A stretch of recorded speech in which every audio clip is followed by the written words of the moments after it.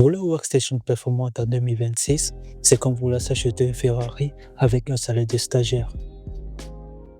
Entre le prix de la RAM qui explosait de plus de 300%, les commandes de PC annulées, les arnaques, j'ai beaucoup hésité sur le choix des composants de ma tour. À la base, j'ai un MacBook Air M3 avec 24 Go de RAM, 8 corps de CPU et 10 corps de GPU.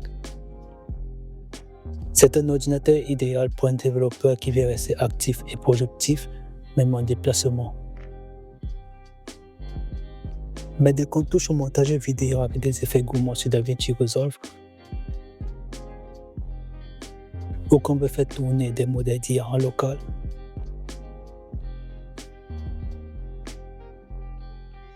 c'est là qu'on remarque les limites de cette machine.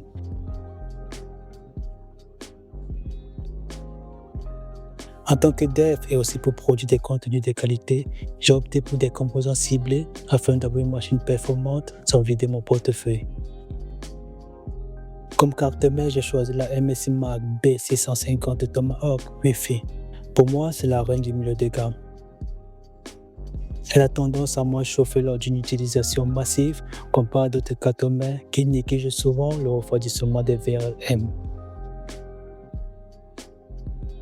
Pour le processeur, je suis parti pour l'AMD Ryzen 7 9700X. Ce n'est pas le plus extrême de la gamme, mais pour le montage vidéo et en local, c'est le choix le plus intelligent et efficace du marché actuel.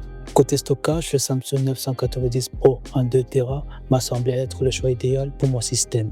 Pour refroidir la tour, je suis parti sur le Thermalwide PA120 SE RGB.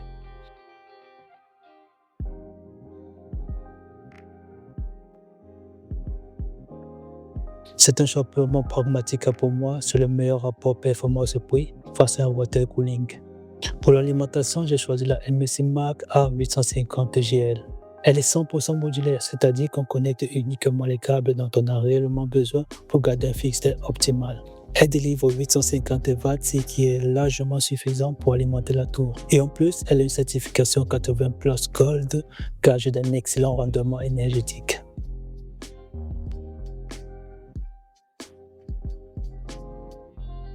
La RAM est le composant qui a conditionné toute la configuration. J'ai pris de la Kingston Fury Beast DDR5, 2 barrettes de 32 Go en CL30, cadencées à 6000 MHz. Elles ne sont pas RGB, ici j'ai préféré miser sur la capacité et la performance brute plutôt que sur les lumières.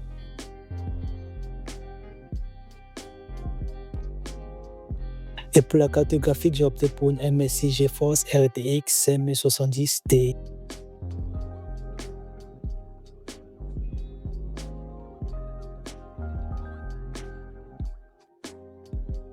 Avec ses 16 Go de VRAM, elle est taillée pour encaisser mes gros projets. Honnêtement, je sais que ce n'est pas la carte ultime, mais il me fallait rester cohérent avec le budget. Enfin, le boîtier est un modèle de chez Kedir. Il arrive avec 7 ventilateurs RGB préinstallés. Le flux est optimisé, donc pas besoin de faire des dépenses supplémentaires. Une fois les composants assemblés, la tour est prête, et d'ailleurs cette vidéo a été entièrement éditée dessus. J'ai choisi Windows comme système d'exploitation, et même si ce n'est pas l'OS parfait, ça reste aujourd'hui le meilleur compromis pour une machine de bureau. S'il y a bien une chose que je regrette de ne pas avoir acheté, c'est une vraie sortie audio. Mais vu le prix des composants, je pense que mon casque Sony fera bien l'affaire. Alors disons que ce PC a commencé comme une simple idée et aujourd'hui c'est devenu l'outil qui va me permettre de te raconter la suite. Si tu restes jusqu'à ce point de la vidéo, mets ceci en commentaire et en ce qui me concerne, je te dis ciao.